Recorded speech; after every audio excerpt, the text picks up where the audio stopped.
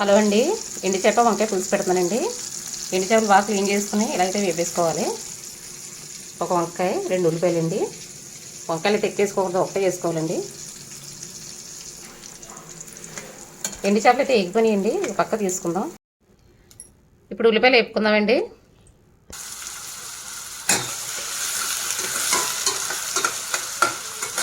మూత పెట్టేసుకుని మగ్గించి ఉల్లిపాయలు అయితే ఎగిపోయినాయండి. ఇందులో కాస్త పసుపు వేసుకుందాం, కారం, ఇందులో వంకాయ ముక్కలు కూడా వేసి మగ్గించుకుందామండి. ఇవి కాసేపు మూత పెట్టుకుని మగ్గించుకుందామండి. వంకాయ అయితే మగ్గిపోయిందండి. ఇందులో చింతపండు పులుసు వేసుకుందాం. చింతపండు పులుసు అయితే వేసుకున్నానండి. ఇది కాసేపు మరిగించుకున్న తర్వాత ఎండు చేపలు వేద్దాం. పులుసు అయితే మరుగుతుందండి. ఇందులో ఎండు చేపలు వేసుకుందాం మరిగేటప్పుడే.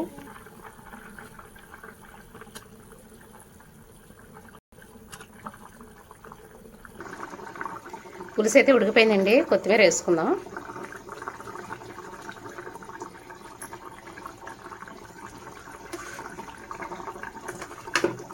అంతేనండి, ఈ చిక్కదనం సరిపోద్దండి. మరీ చక్కగా అయితే బాగోదు.